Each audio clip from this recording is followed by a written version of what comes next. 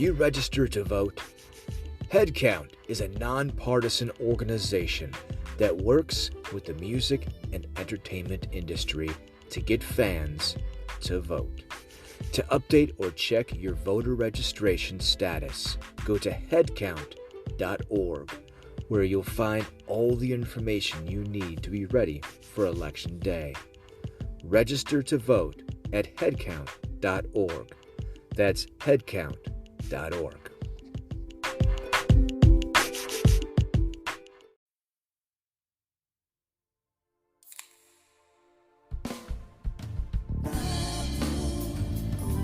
So cool. Before we enter the next topic, we're gonna pop open. We need more beer because we're empty. So this one, I saved for a second. This is the Benny. Ready? Wait for it. Oh yeah. Okay. There we go. Did you get that one? Oh yeah. All right. This one is one of their signature beers. It's 5.5 on the Richter scale. It's a red-brown beer that's transparent, but for the dark color, the head is a small tan, one that takes some time to fade. From that point, we're going to go forward and just pour it. Once again, I love this growler. They know how to package their brews. Yeah, when it sounds like a gunshot opening it, you know you got a good thing, man. Right. It's like a 22. Pass your glasses over. They actually put a gasket on your growler. You know you're going to the right place. Yeah, you're right. All right. So this one's going to be a little darker. Yeah, this one's going to be a little darker, but it's got a full, robust flavor. Like, I enjoyed this from the get-go. It's going to be a little heady at first, but how about that, huh? Smells less hoppy. I would say. It is a little less hoppy. And once you take your first sip, it's going to be a little smoother. It's like almost like Sweet Baby Jesus without the peanut butter. Yeah. Yeah. Yeah. It really is good. It's not a light, it's not a dark, it's right in between. But it's got a malty flavor. It's a Bock, so it's got that malty flavor. And which one's this called? This one is the Benny. It's just called Benny. Yep, The Benny. That's it, Benny. All right. Wait, is it called Benny or the Benny? The Benny. All right. The Benny makes it cooler. Right. The really drives it home. So it's not too dark. You can see through it to a degree. All right, but it's darker. Oh yeah, but it's dark and hazy and delicious. But it's smooth from start to finish. Very smooth, less sweet than the other one, less hoppy. Yeah. But still similar to the other one. Yeah. Well, it's still a Bock. So. Yeah. I thought it was a Benny. It is a Benny. But the other one was actually called Bock. Well, it was the Duke Bock. It was Dukenbach. What is a Bock? The Bock is, think of it as being a type of porter. Okay. So, not as dark as a stout. So, because your stouts, you're looking at like a coffee, dark, rich. Yeah. So it's not as dark as a stout, but a Bock is similar to a porter. Okay. So it's just another classification of beer type. Yeah. Just maybe lesser known. I've never heard of a The Bock. one of the 100 classifications. I wouldn't say 100, but close to it. But you have to admit, it's pretty doggone smooth. Very smooth. So, this is one. Believe it or not, this is one that I tested and then came back to because I really enjoyed it. I tried it and I said, you know what, I have to come back to this one. Yeah, it's good. It's really good. It's good. It's not over the top. I really like it for like a quenching beer. Like the other ones are more your thinker beers where you really have to analyze the flavors. Yeah. This one you just enjoy. You can relax. There's still a quality about this one though that is the same as the other one. But I've noticed that with every brewery has like its signature. Yeah, I don't know what it is. There's one ingredient that says, "Oh, I can tell you that's from the brew kettle, or that's from Platform, right?" Or Yeah, I don't know how they do it. Well, now is it because they're both Bachs or because they're both from the same place? It may be a combination of they are both Bach oriented, but on top of that, they also undergo the same brewing process, right? They have that I think they call it wort or Warthaven or whatever, and then they're both taken over to their locations, their local locations, where they are then additionally fermented. So I don't know if it's because it's the Bach or it's because undergoing the same brewing process. That one I couldn't answer for you. I'd have to ask the brewers. It does have a honey aftertaste too, I would say. It's gotten sweeter as I've listened. Right. Is this 5.5 too? This one is also 5.5. Oh man, what's up with the 7s, man? They're like, well, they're gentle. They're gentle. They are, yeah. Well, that's good for these late night ones. Right. Yeah, you're right. Early morning is coming fast at my face here. For those of you listening actually later, it's actually minutes. approaching midnight right now. So, going into practice, Islamic practice. All right. So, not wasting any time. One, Shahada. The confession, quote, I testify that there is no God but God, and I testify that Muhammad is the messenger of God, unquote. Making this confession with sincerity is how one converts to Islam. 2, Salah, ritual prayer performed 5 times a day, facing toward Mecca. 3, Zakat, almsgiving, both to help the poor and for the spread of Islam. 4, Psalm, fasting during the month of Ramadan, which consists of not eating or drinking anything at all, as well as sexual abstinence before sunset. In practice, however, some wealthy Muslims will simply sleep through the day and then feast at night. The feast is much more difficult for poor and working Muslims. 5, Hajj, a one-time pilgrimage to Mecca for all who can afford it. Khalil. Okay, so these are what's called the 5 pillars of Islam, is what American textbooks like to say. It's not really in this order or anything. Really, the most important things here, and in the Quran it'll say this, is giving to the poor and pray. Now, zakat, I don't know why they said it's for the spread of Islam. That's not the case. Zakat is strictly just to help the poor. That's good. It's not to give the poor a bagel bite and say, hey, if you want this, you gotta convert. That'd be kind of mean. But for the most part, this it kind of covers everything. You know, Islam is not a very complicated religion. This kind of covers everything we're asked on a religious point. You know, outside of, you know, being morally righteous. This is anything religiously. Now the Shahada, it's the Shahada is, trying to put it. So is it like the sinner's prayer of Islam? It's basically saying, listen, just in your heart, believe that there's no God but God, and there you go. We got some questions for that one, because whenever it's propagandized in movies or as a quote unquote terrorist act, you know, that's what they're always supposedly saying, right? While they're committing, you know, the terrorist act or whatever. And I can clearly see through that propaganda, but to associate that with Islam as being, you know, evil or whatever. But can you unpack that? Is that that's the same way of every suicide bomber yelling Allahu Akbar before he blows himself up. Right. Allahu Akbar has nothing to do with blowing yourself up. It just means God is the greatest. But they yell it before they blow themselves up. You know, everyone has to realize these people have to be crazy to begin with. So anything that comes out of their mind is coming out of a pretty crazy mind. Okay. I mean, so at a point, maybe they're just told by the higher ups in the organization to say that stuff.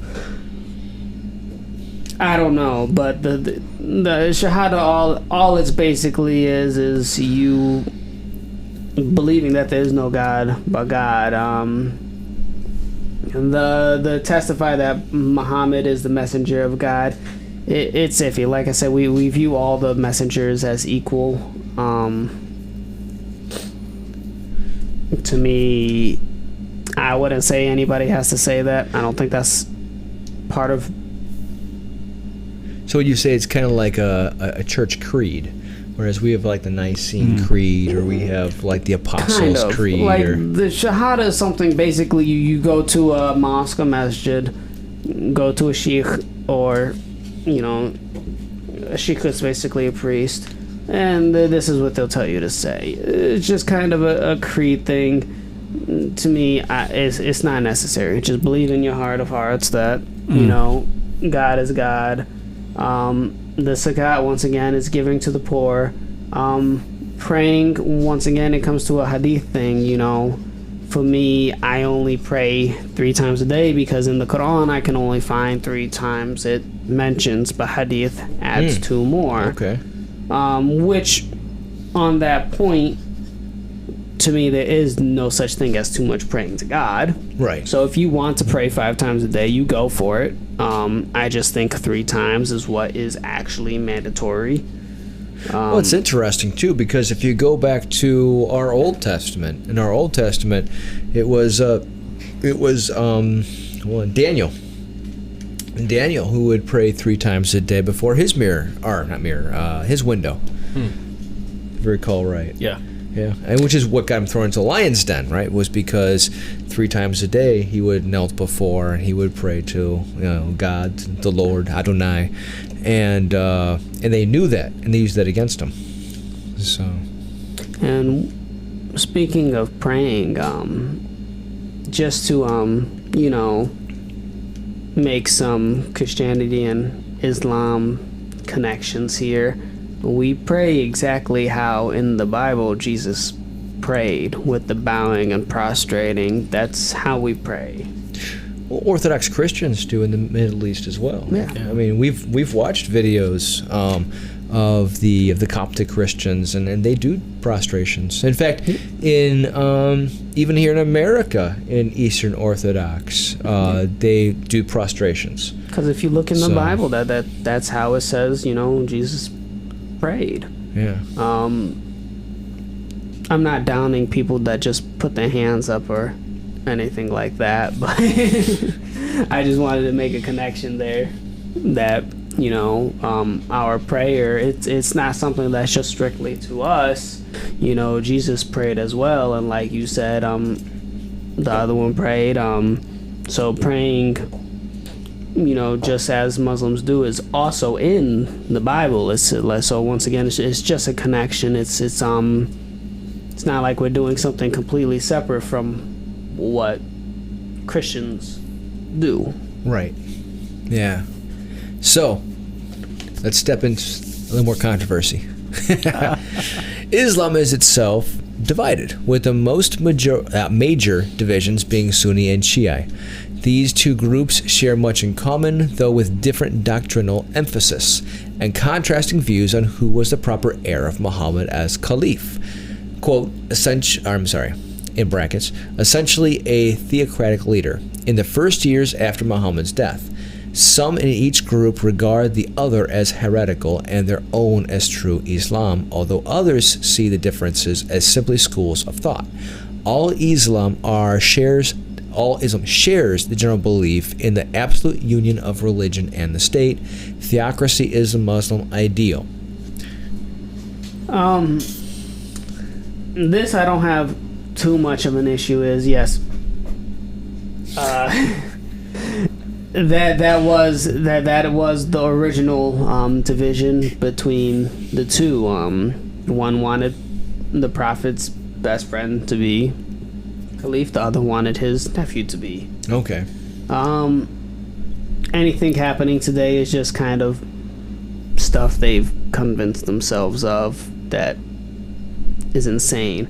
Once again, the Islam shares the general belief that an absolute union of religion and the state, that's more of a hadith thing. Now, mind you, you can't combine religion and the state to the fullest.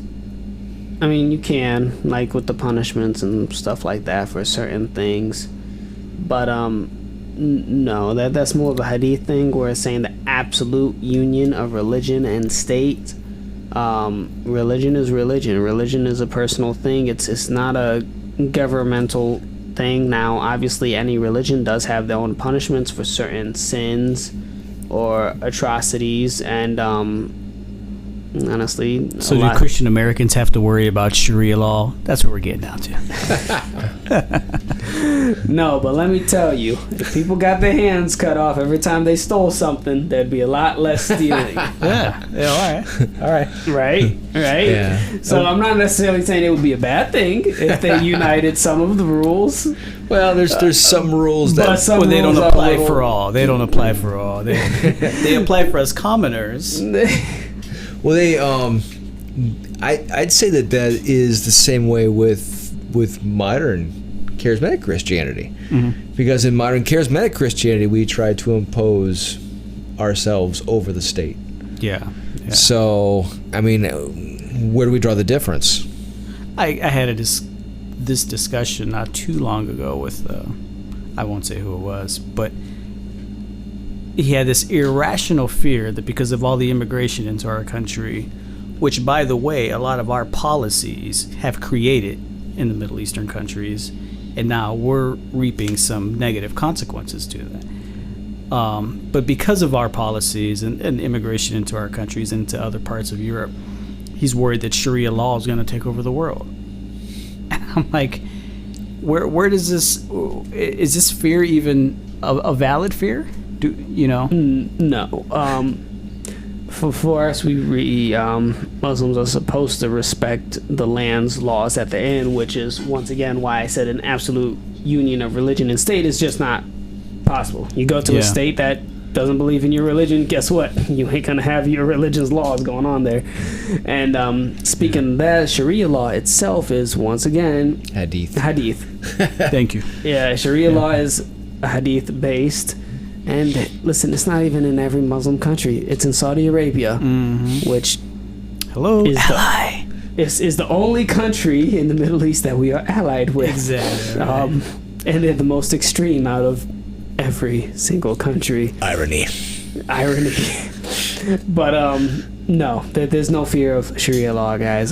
Sharia law is not gonna take over. And trust me, as a Muslim, I'm glad for that, because Sharia law says some crazy things. Well, and I brought this up to friends of mine. I won't bring up names. So what's with the lack of name dropping? No. Because it's probably us. We're all talking. Right. I don't want to say anything about Mike. I mean, no. There was. I brought this up to some of my other Christian friends recently, because they were going on about how, well, we need to make sure the state says this. And I said, well, hold on, back that up. You are trying to impose a religious law over the state. If we do that, then they can reverse that on us. I said, there's a reason why there's... Yeah, that's a good point. There's a reason why there's a separation of church and state. We don't impose on them, they don't impose on us, right? Yeah. I mean, it doesn't make any sense that we are trying to impose our will across them, because let's face it, there's a lot of Muslims and Buddhists and name the religion. There's a lot of them here in this country. We need to make sure that the laws are fair, and that's a state issue, to help make sure the laws are fair. We're not to impose our views over anybody else. For example, look at the Bible. Where, anywhere in the Bible, is the domineering, person of God who's in power? I mean, you have King David, okay, but he ruled fairly, okay? Doesn't talk about him persecuting people of other faiths or anything else. But if you look at your greatest leaders, Joseph, he served under a pagan king. Daniel served under a pagan king, and the list goes on and on and on. We are supposed to be working with the state to create fairness among people, not impose our view over everybody. And I think that's one of the biggest problems that we have now, and that's one of the biggest problems with the charismatic movement. And you know, I agree. Once again, I do believe in absolute union of religion and state. It's in the end irresponsible. Like you said, a lot of states have multiple religions in there. So whose religions do you want a strict union with the state in? And if you do, then is that fair? Because that's like saying, as a Muslim country, like Saudi Arabia does, is everyone has to have a hijab. You can be Christian, and guess who's wearing a hijab if you go to Saudi Arabia? You are, which the hijab is hadith as well. But, you know, the point is the state is made to be a fair law for everybody. You know, so I don't believe in, if you try to make an absolute union between state and religion, it's basically forcing your religion on somebody else, with which no religion actually tells you to do. Yeah. Just about every monotheistic religion says, you know, respect anybody for no matter what their beliefs are. Yeah. And if you had a true union between state and religion, that wouldn't be possible, because your state would be pressing its religion down everybody's throat. Yeah. Right. I agree. Well, that gets difficult just because there are topics, you know, say abortion, gay rights, and things of that nature that aren't specific to one religion, but also have effects on humanity and things like that. So I think the topic's always going to be there, whether there's going to be people that agree or not, because your viewpoint comes either from your religion or your view set. And I believe, like, I would like our state to have a little bit more religious tones, but that's just for my own benefit. You know, I feel like the right direction is a specific way, you know, so. Yeah, I understand what you're saying. Right. Kind of like, all right, so if we're not looking at it through one lens, anything goes. Right, I don't want it to get there, and I feel like that's where it's heading, and it's scary. Well, like, I almost look at extremists. Sometimes I say, you know what? I agree with some of that. We've gone so far, we have to take extreme measures to get ourselves back, you know, away from the ledge here. And then we got to compensate with new policies and create new bathrooms for new types of people that we didn't know existed how many years ago. Right. I think I read an article. There's 5 genders now. Is 5. Oh my gosh. I forgot what they all were, but I read that and my jaw just dropped, and I'm like, since when? I thought life was a lot simpler than this. You're right. You are correct. Oh my gosh. Right? No, unfortunately it's no longer yin and yang. Anyway. Well, that's another podcast. Right. No, I agree with that, and I agree that we have to try to create balance. Mm-hmm. However, we should not be lording our view. The balance should always be, let's take Torah, for example. Okay, Torah in the Old Testament, believe it or not, was not unique. You know, everybody always like, oh yeah, this is the way we're supposed to live according to God, and that's it, period. But believe it or not, a lot of the Old Testament law falls right in line with Hammurabi. And actually, I have a full presentation I was creating about all the different ancient views, you know, Sumerian, Akkadian, et cetera, et cetera, et cetera. It actually falls right in line with the same laws that everybody else was abiding by. The only difference was the ceremonial laws, really.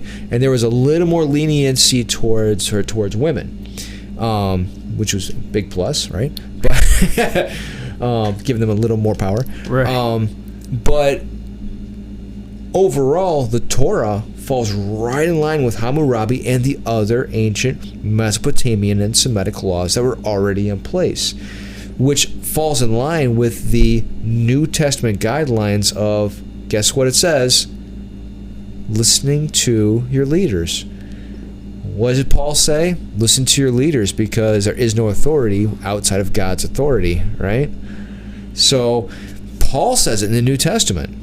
So, the Old Testament reflects the New Testament, and in both places, they are literally obeying the law of the land. Yeah. Well, and you look. I think that's where a lot of the struggle, at least from a Christian point of view, the rub was always with the Pharisees wanting to keep their grip on their followers because they wanted to keep it strictly religious and didn't want Rome there to step in. You know, where things remained secular. That way, one group wouldn't have that much control. I mean, their influence was enormous. Oh, yeah. Well, ultimately, it was the Pharisees that stomped out everybody else, right? Because during Jesus' time, there was at least 5 major different rabbinical groups. Yeah. And ultimately, the Pharisaicals stomped everybody else out. Yeah. So, structure. Imams in Sunni Islam are generally leaders of the community, especially in leading prayer in mosques, which are the worship centers for Muslims. For Shiites, imams are successors to Muhammad, who play a cosmic role and are regarded in some sense as infallible guides to God. Sounds like a pope. 12 are Shiites function according to detailed legal guidelines and jurisprudence and have a list of 12 imams, with the 12th imam, the Mahdi, being currently hidden and awaiting a kind of messianic return. Ismaili Shia imams are as being infallible in themselves by virtue of heredity, and there will always be a living imam to guide the Ismailis. Khalil. Imams are basically a step above sheikhs.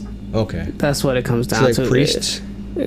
I would say the sheikhs are the priests, and imams would be like the bishop. So like clerics? Kind of. Okay. Yeah, it's just a mosque standard setup. Obviously, certain people like to make that a lot more complicated than it has to be. It's more or less it's just the social structure of the mosque. Of a mosque, yes. There's imam, there's a sheikh. Now, so as you saw, depending on which sect you're looking at, they can mean totally different things. Okay. But that's just like Catholic has a pope. Right. While others don't. Okay.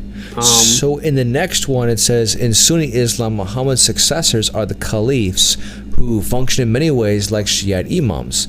Sunni caliphs are the temporal head of the Muslim community.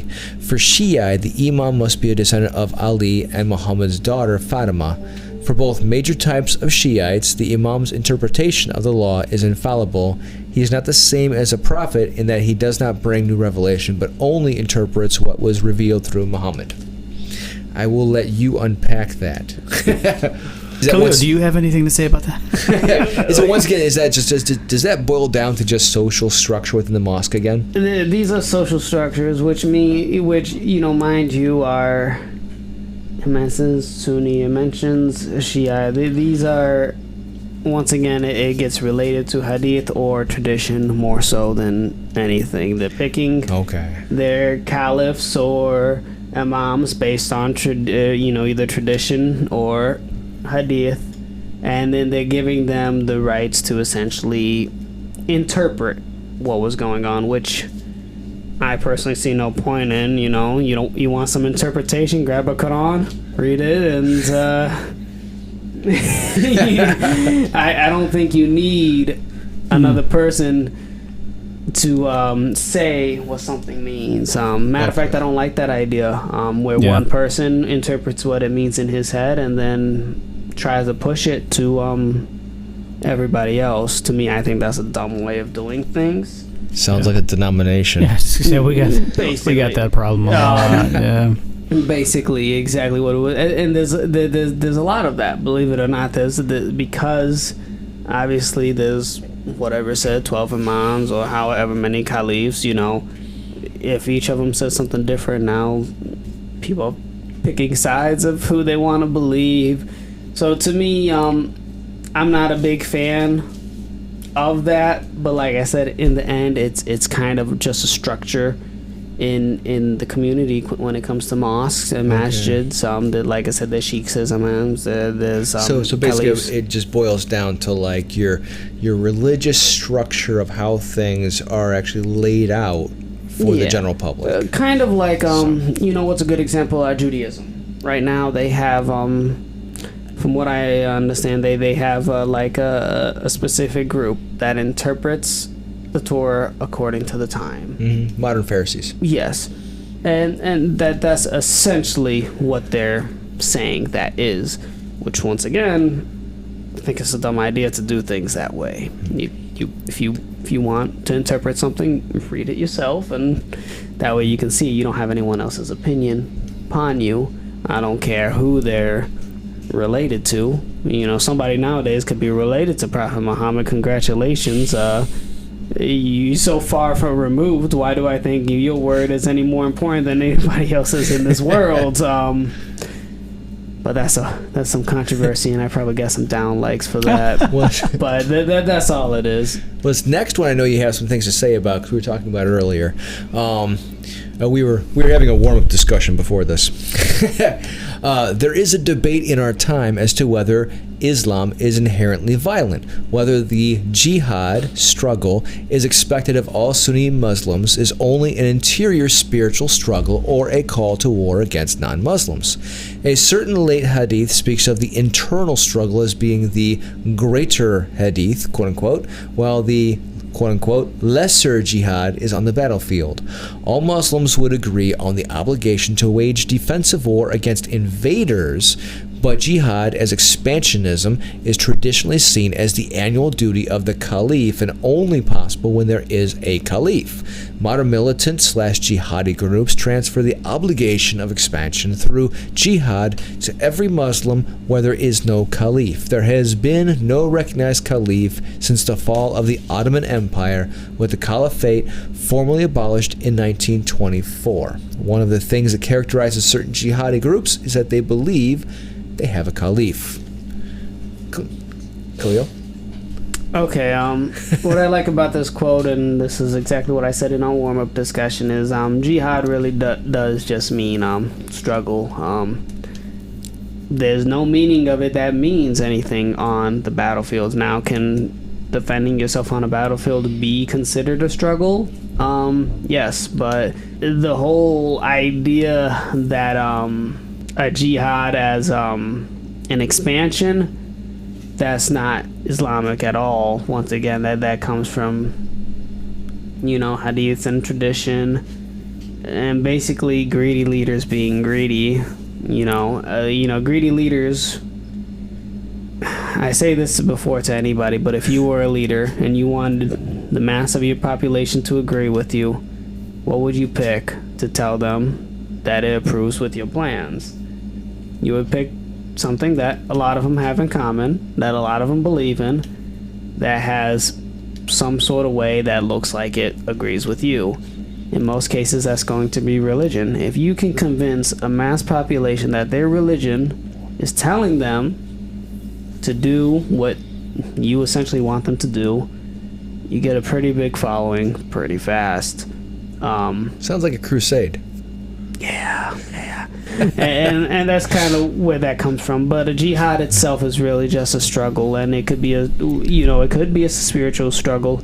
It could be defending yourself, but you cannot attack somebody and call it a struggle. So if I have a lot of cramps, is that like a jihad against myself? Yeah, that's your own personal struggle. If you have a headache, it's a struggle, you know. It's too much jihad information. So it just means struggle. Now, for the record, it is mostly used as, you know, kind of a spiritual struggle. That's the way it is preferred to be used, because, you know, if you have a headache, you have a headache. You don't have to call it a struggle. You just have a headache. Yeah. You have cramps. You don't have to call it a struggle. Don't have to be so dramatic, Juice. But if you have an internal struggle, that's an internal struggle. Once again, just like in the Christian faith, when we say that we war against the flesh, you know, we battle our own passions. You know, yeah. We battle against lust. We battle against our own anger. We battle, you know, et cetera. Yeah, exactly. And yes, if somebody attacks you, you are struggling to defend yourself. But once again, just want to clarify, there's no such thing as expanding, aka attacking another person, and being able to call it a jihad or a struggle. Well, the words got abused here in the West through our media, only associating the word jihad with terrorists. Oh, holy war. And they like to say jihad means holy war. You know, that probably shot up 1,000-fold here after 9/11. You know, I would hear the terms launch a jihad, which now it doesn't make sense. I mean, according to you, you can't inflict a struggle on other people. It's your jihad. You know, like it's personal. Yeah. I can't attempt to flying knee Juice right now and call it my personal jihad. If anything else, you know what? That will create a struggle for myself because, you know, God knows what Juice will do to me if I attempt to flying knee him. But no, you can't attack somebody and say, "Oh, this is my struggle." If anything, you're creating a struggle for the other group. You know. Flying jihad does sound like a cool wrestling move, though. By the way, just or brothers, the flying jihad. It's kind of like the Bushwhack brothers back in the 80s. Right. It could work.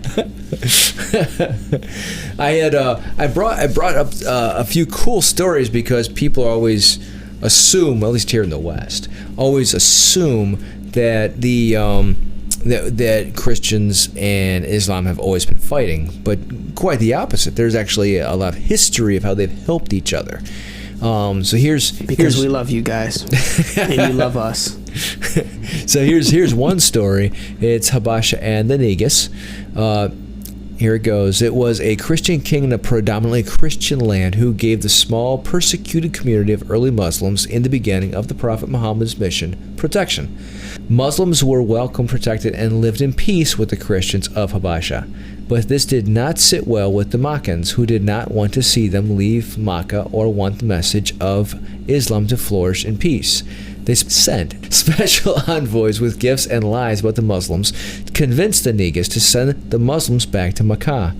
They told the Negus that this new faith took pride in insulting not just ancestral Makkan beliefs, but the beliefs of Christians as well. Another king may have simply taken their word and automatically kicked the Muslims out. The Negus did not. He ordered that the leader of the Muslims community come to his court and explain Islam's position. Enter, and I will butcher this I'm sure, Jafar ibn Abu Talib, early Muslim refugees to Habasha and cousin of the Prophet. Not only did he eloquently explain the message of Islam and the persecution of those who accepted this truthful message, he also recited the opening verse of Surah 19 of the Quran, Surah Maryam, or Mary, after the Negus asked him to recite part of the Quran. King Negus listened to the recitation of the Quran and focused attention. He cried as he listened, so much so that his beard got wet. When Jafar completed the recitation, Negus said, "Surely this revelation and the revelation of Jesus were from the same source." Then the two Makkan ambassadors said, "By God, I will not hand over these persons to you." I'll leave it there, and that's what, because there's more to the story. But what it boils down to is they were trying to pair them against each other, and instead of that, they accepted faith and brotherhood, and they let each other live in the land peacefully. But the cooler story, here's the cooler story. It's a pretty short one, but here's the cooler story. Jerusalem and its surrounding territories were and remain holy to Muslims, Christians, and Jews. It was during the caliphate of Omar ibn al-Khattab that the Muslims first gained leadership of this territory. I'm just going to skip ahead a little bit. Omar entered Jerusalem in humility. He walked in with not he, the caliph, but his servant, comfortably riding on a camel. They had been taking turns walking and riding. At one point in Jerusalem, the Christians asked him to pray in their church, but he declined. He said he was afraid that in the future Muslims could use this as an excuse to take over the church to build a masjid. The Christians gave the key of the Church of Resurrection to Muslims to be responsible for its safety. This key is still with the Muslims today as a sign and symbol of the mutual trust. And it is true that to this day in Jerusalem, the Muslims open the Christian church and they close the Christian church every single day as a sign of peace and respect among them. Yeah. It says a lot, doesn't it? Oh, it does, yeah. I mean, granted, they're still it's still under IDF guns that it's all surrounded in surveillance, but yes. So one can argue if they truly have control over it, But yeah, that is true. Yeah, those are the only two stories I pulled. I had probably half a dozen, but I left it at two because. But it does show the remarkable, brotherhood between the Christians and the Muslims. Yeah, I mean, it really does. Yeah, especially with as much angst that happened over the years as it did, because I mean, let's face it, we went through all of the Crusades. We went through, just thing after thing after thing after thing. There's another story I have in here. I won't read it off. There's another story I have where there was actually a Muslim faction moving in, taking over a land, and the people had heard about it, and so they had a wedding, and they went ahead and planned the wedding, sooner, because the attack was coming. When the Islamic leader found out about it, he told all of his soldiers not to attack, and they proceeded with the wedding. And the queen was so happy with it, she actually sent wedding cake and everything out to all the Islamic people who had showed up. So I mean, the stories that go back and forth are remarkable if you look at the humanity that's been involved on both sides. And even during the Crusades, which a lot of people like to use an example as Christians versus Muslims, when King Richard the Lionheart, there's a story when he was coming to Jerusalem, he actually got sick. And back in those days, medically, the Muslims were a lot more advanced back then than the Christians. And he got sick, and Salah ad-Din, who was the leader of the Muslims at the time, actually sent him a basket of fruit with instructions for, his people that will make him better. Which is a big thing about, it shows the respect between them. Yeah. The respect and the humility. Mm-hmm. Right. Imagine someone's coming to attack you, and you could have just let him die. Most people would have, Instead, he basically sent him a get well basket. Right. Yeah. Yeah, it's fascinating if you look at the brotherhood and respect that has been on both sides, since the beginning. Just tell him, regain your strength, my brother. You're gonna need it before I whoop you. So I wasn't gonna go there. yeah, and they were. I went through I studied up on this subject approaching tonight, and their medicines and everything were far advanced, far past Europe, and Damascus being one of the centers of learning and medicine, and they'd already calculated the distance between the Earth and the Moon, and the circulation of blood across the body, and it's fascinating. Science-wise, Muslims at that time were very far ahead. Matter of fact, a lot of kings, whenever they got sick, they'd call in, Muslim physicians to come check up on them, or just anything. Mathematically, they were doing good. Scientifically, they were doing good. Medically, they were just kind of ahead at that time. Right. Even tapestries. If you look at the tapestries from back then, a lot of them were Islamic. The artists would even copy that. So if you look at some pictures of, like, Mary, for example, if you look real close at the tapestry that she's covered in, a lot of times it'll have the Arabic inscriptions along the sides of it, because they're copying the Islamic tapestries that was around at that time. Before we go any further, we have to dive into the unseen realm. So please tell us what you know of angels and the jinn, because this is fascinating. Well, first of all, I already kind of see something where it says with a broad meaning of demons. Jinn are different. Jinn are different than demons. So how do you define, okay, for example, what is an angel in the Islamic tradition? Here's the simplest way to kind of explain it. Angels, kind of like what everything's made of, right? Angels were made of light. Jinn, as you can actually read in this, were made of smokeless, scorching fire.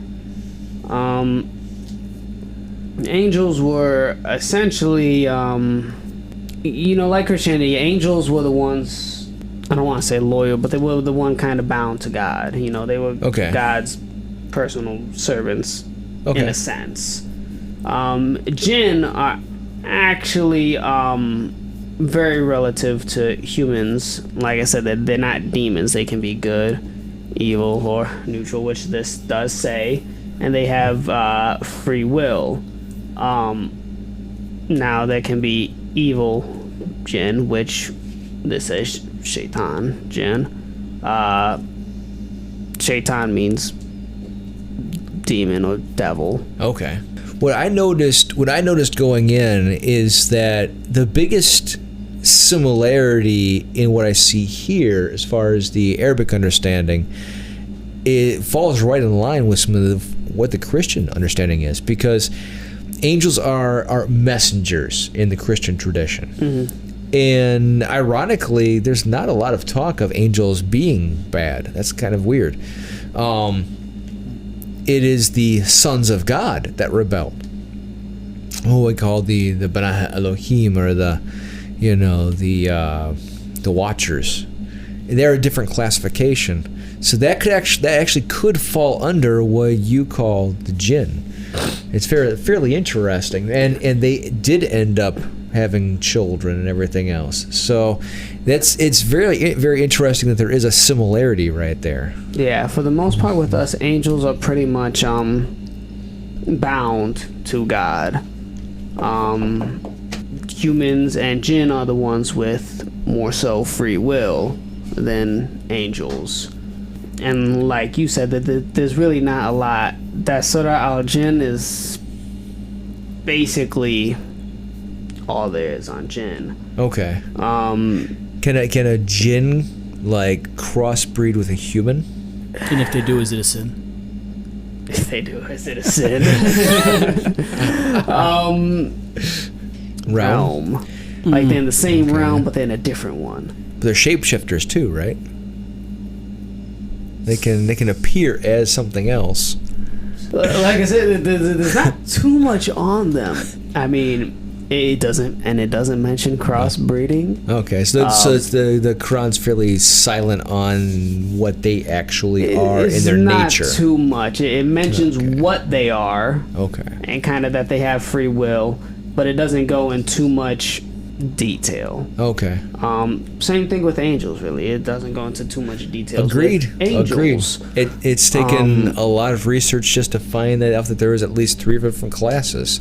So I mean, with us, with the Quran, it's the Quran is mostly made for us, and the Quran says itself there's so much we don't know. Okay. Which I don't know. Sometimes I'm glad about. Who knows if you want to know some things that are... Well, I guess that's what I was going to ask you. I'm like, how much weight and importance does a practicing Muslim put into the unseen side of things in terms of evil that happens in this world? Like, when you see the evil that's going on everywhere, do you say, well, part of that is man, the other part of that is the unseen jinn that we can't see, or the demons, as Christians would say, that might be associated with evil? Like, how much of that do you really attribute to that? You could be. I mean, that's a very personal thoughts, because who's to say, if we want to get as controversial or as imaginative as we can, who's to say the evil voices you hear in your head telling you to do bad things aren't the jinn? Mm-hmm. But if there's a jinn just right next to you and he's just whispering bad things, and maybe that's what's convincing you. If I drink enough gin, I do hear things. I mean, just really, if you think about it, that could be. Yeah. Okay. That could be. I mean, who knows? Once again, humans only know so much. So from a Muslim perspective, is there a difference between demons and jinn? Or are they equivalent?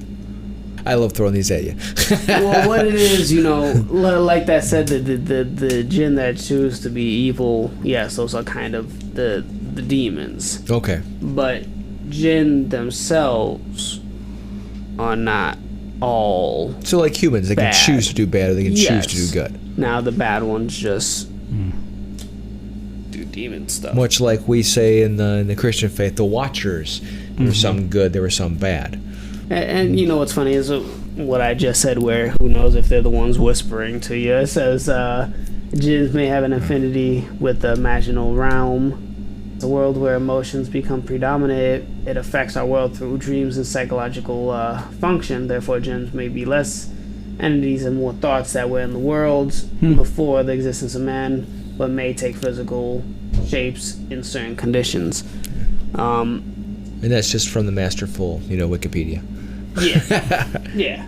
Like I said, it doesn't go into too much detail in the Quran about everything about the jinn. Okay. But in your could everyday... the evil in the world be attributed to evil jinn enticing people through thoughts? You know what? No.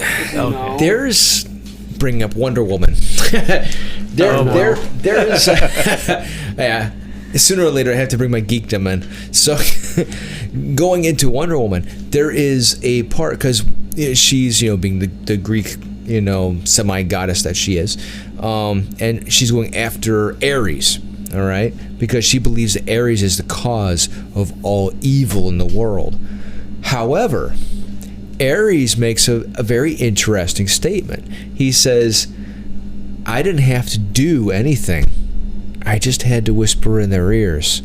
I let them do the rest. Mm-hmm. It's kind of interesting, so... Yeah. And once again, who's to say that that's not the case? Yeah. In all honesty. But like I said, the Quran itself, admittedly, it does not go in too deep of a discussion of what jinn are, what they do, what their purpose is. And it doesn't go in too much about angels either.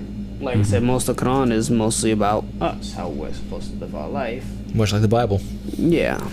Yeah. And like I say, the Quran doesn't try to lie about it.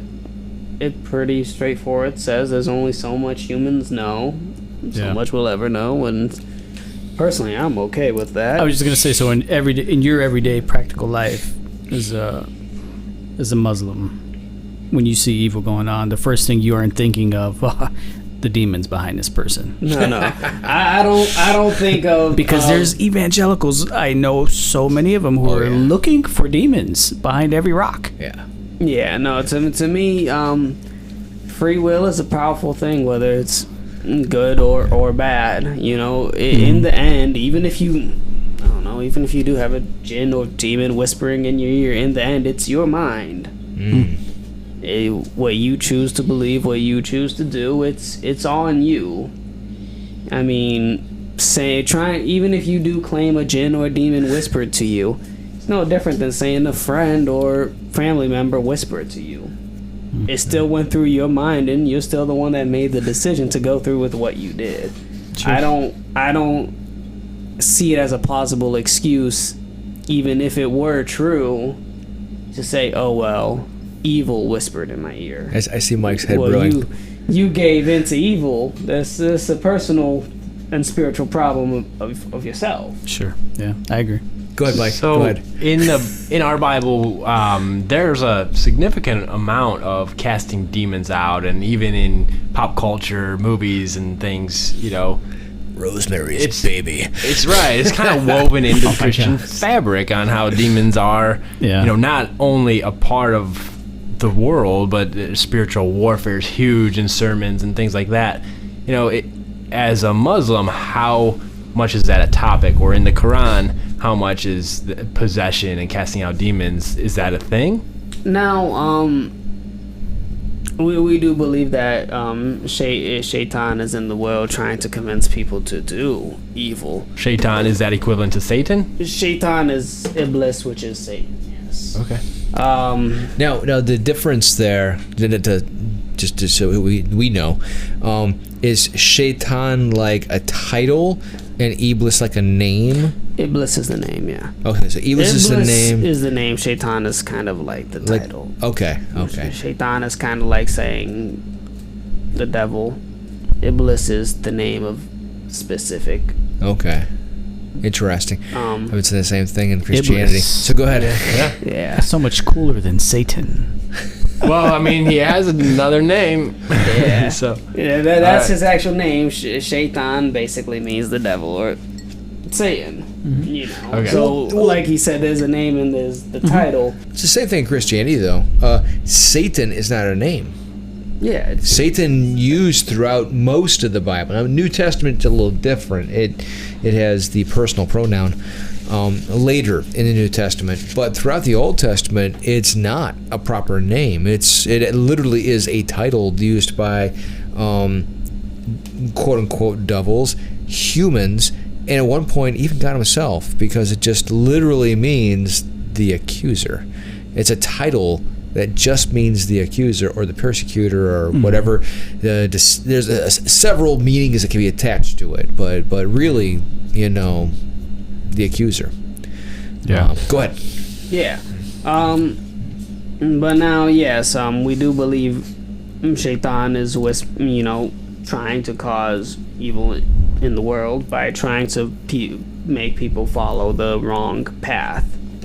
We do believe that is in existence. Is it as widespread as the West has it with, demons? Not necessarily, but it is widespread enough where the first surah is enough where we ask for protection from Shaitan, Okay. where we ask protection from not going down that wrong path. But nothing about We believe you. spiritual entities jumping in people's bodies and Are you asking if we believe people are getting possessed? yeah. No, we don't so much believe in possession. With us, everything is very you screw up, it's on you. With us, Okay. So you're saying that you don't believe that possession is prevalent?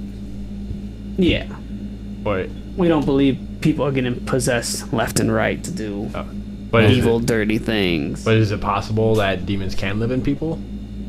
Or what we call demons, whatever your equivalent is.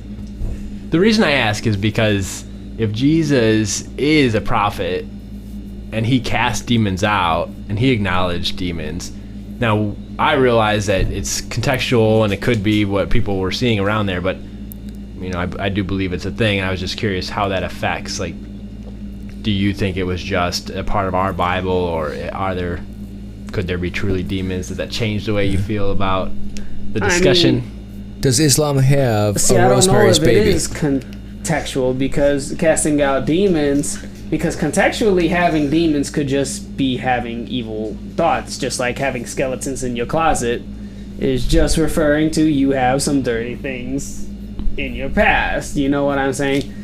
So, but no, I've never heard for us, talking about somebody getting possessed or something like that. Yeah, these there's instances where the demon speaks and gives his name before leaving the person, and Oh, it's crazy. I've watched them where in charismatic areas where the demon itself starts speaking in tongues. It's freaky. it is freaky. Right. Tongues. Yeah, I've been in some weird situations like that. However, I always thought it was weird and oppressive in some sense. At the same time, I never truly felt like I was threatened by it. True. Because there was always a part of me that felt like I don't want to call anybody's experience fake, but a lot of it, maybe like he's saying, is to a great extent Influenced. self-brought on. Like, man, you really brought this upon yourself so deep that it has no choice but to manifest itself in weird ways now. Yeah. So influenced, like I mean, I could a girl believe- on prom night. I do believe just you can just giving an essentially- example. It's prevalent. I mean, let's face it. I mean, contextually, you can let demons in, essentially. But do I take it so much as a literal term? I don't know about that. Do I believe you could essentially give in to evil thoughts or demons that sort of way? Yes. And do I think you can start doing or saying some weird crap if you do? Probably. I mean, tongues I don't know about. tongues aren't really discussed in Islam. Why not? Obviously, you guys are not saved. I guess not. You have to be baptized to understand tongues. I mean, I've been talked to about tongues. I'm sensing an altar call coming out. But no, I don't know much about tongues or No, that's possession. okay. That's not really We're doing a future episode on that too. on tongues. Ironically, I think most evangelicals don't know a whole lot about it. But As despite their claims. Yeah. Anyway. So, but this has been good. Any further questions from Mike or Gumby or? I think there's one question I have, Shoot. and then whoever else. Here in the West, from a Muslim's point of view, I'm not sure how old you were when 9/11 happened here, but I remember thinking at the time, seeing all of that transpire on TV. Mm-hmm. I remember physically going to bed that night thinking, oh my gosh, they're like Muslims out to get us. Really thinking that because I didn't know better. Well, I even would take it as far as Arabs. Like, I wouldn't even say just Muslims. It was total racial profiling. And then, right, absolutely. And then that's where it led to for me. Like, anytime I would see any Arab or a Muslim, immediately I had preconceived notions already that I never had before. Thought he was gonna blow up, didn't you? Of course. I still get a little freaked out on a plane if a guy looks suspicious, and he happens to be of Arab But you descent. can't tell me you don't feel safer going through TSA. I mean, I'm fine. I know I won't be stopped, especially if there's a guy behind me. Oh boy, stop! They look at my name. Come on, sir, step out. Wait, what's your first name? Wait. What's your last No, name? no. You can't just copy and paste your first name as your last name, sir. I was one of the first people to experiment with that new machine they have now. Trying to go to Florida. Oh, yeah. I get checked on the terrorist list every single time. Right? Every single time. Now, are you joking or are you being for real? 100% for real. Okay. I tried to go to Florida with my mother when I was 16, which, mind you, when you're 16, they don't really ID you. Right. Yeah. If you're with a parent. But they see my ticket, they see my name. Hey, you got your ID with you? I'm like, yeah, sure. I give him my ID. This person runs like 10 computers down, and I'm like, I know what you're doing over there. You know the pat down's coming, huh? Oh, my seat got changed to the one right next to the door. I guess they were ready to throw me off if anything happened. Whenever you hear latex snap, man, you know it's bad. Listen, I'll fly another time. They took my studded belts. It was horrible. Really? Yes. Are you serious? And they took my belt buckle, which had like 2 little guns in a rose, and it was like all connected. And they said, "Oh, it looked too real." And I'm like, "What am I gonna do? Take it?" Mind you, this thing was in the luggage going underneath the plane. Oh, wow. So, Oh man. I asked them, "Do you think I'm going to go into the unpressurized cabin to get my belt buckled and throw it at somebody?" Obviously. And it was just. So dealing with- I guess my question is, what can we do to start changing that mindset to at least be more rational? I'm hoping that this podcast is a good start. Oh yeah, the podcast, or my biggest thing is if you have doubts or you don't know, get a Muslim friend. I mean. Start a website or something. Muslim Friends. MuslimFriends.com. The site where we can find a Christian and Muslim friend. Might be a good business idea. I might look into it. But that's the best way to do it. Just find somebody that you can be in constant contact with to actually see what they're about. Well, the irony would be this: to say when you choose a site like wearehere.com, so you can find Muslim friends, but that can be taken way That can be taken two ways. Yeah. Don't find an extremist friend. Right. Maybe it's a slider to tell what the extreme level should be or something. Yeah, like we'll give them extreme ratings. Yeah, because people will be honest. Do you believe in? Yeah, that's the thing. That's the takeaway question I have. Because it's great to meet a Muslim. Because I don't run across too many. I know some that are borderline, none that really know their stuff, and but it's still concerning that you've chosen to follow your path and researched, and the Hadith aren't running your life. But to know that it's a majority, it is still kind of scary to see that. It is a majority. Now, I will say that even though it's a majority, not everyone that believes in Hadith are bad people. I'm just saying Hadith does have some very oppressive, I don't want to call them verses, but some oppressive sayings, quotes. Now, a lot of them even that do believe in Hadith, and that doesn't mean they follow it. It's like a lot of people that have a religion, that doesn't necessarily mean they follow it. Well, I would even go so far as to say that a lot of the Hadith are translated as being more spiritual than physical in nature by the people who do practice Hadith. So I have several other close friends of mine who are Islamic, and they have given that difference is that they'll say, well, this one is cultural, so you have to read this one in context because this isn't happening right now. And then you go to the next one, he's saying this one right here, this is actually spiritual. It has nothing to do with what's going on around you. So even some of my friends who do follow some of the Hadith, they will specify the cultural context or the spiritual aspect of it rather than saying, oh yeah, this is to wage war. Yeah. So. And there are quite a few that are cultural, that were made out of cultural significance. For instance, if let's just use this as an example, the niqab, which I don't know if you ever been to Saudi Arabia, that's like the tent they wear that covers the entire body.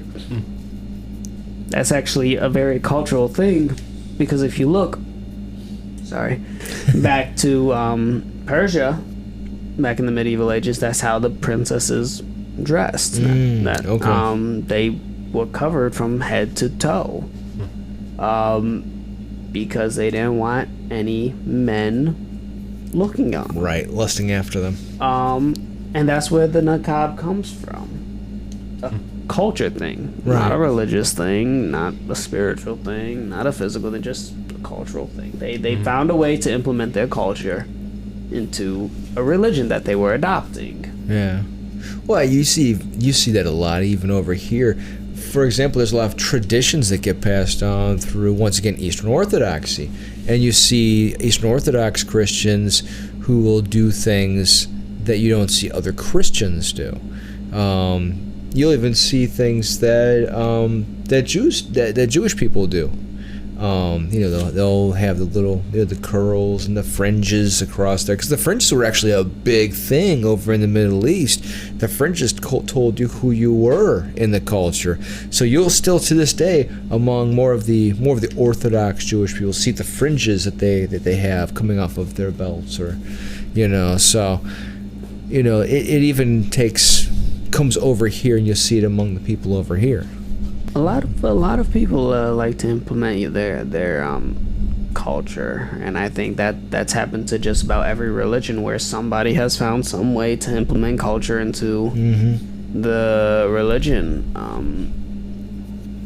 For instance, Romans, when it comes to some Christianity holidays, some of those are deeply Roman rooted. Definitely. And that's the same thing with a lot of hadiths. A lot of them are deeply culturally rooted, where they were adopting the religion, but they wanted to keep their traditions. So they made hadith. Yeah, I understand. I understand. Yeah. It's kind of sad that there was that many dumb people that worked, but I digress. Well, we won't go. We won't go over all of the nonsense traditions we have here in America, which you've seen plenty of. Yeah. So I think it's been a fairly enlightening episode. That's great. Anybody have any other questions or anything? Or I think that it actually highlights more of our similarities than our differences. Yeah. So, and where it actually creates, I think, a better understanding of where we can look out for each other as neighbors, and also look out for each other for the extremists on both sides, and know the differences. So know who the true people are of their faith, rather than your Westboro people. So we have differences on both sides, but I think we have more similarities than anything. Yeah, doctrinally, we're going to have differences, just like we do with other branches of Judeo-Christian faith. So, but I think that this is a good way to cause more unity. Maybe more people will be able to listen to this, and get a better understanding of where things are coming from, and know where people really stand in their own faith, rather than trying to create the division that it has created. So until next time, think deeply over text and fermentation. Yeah. And if you like what you're hearing, make sure that you go to BibleOverBrews.com. You can find us on Instagram, Google+, Twitter, Tumblr, and more. See you next time. peace out. Good night. Masalam.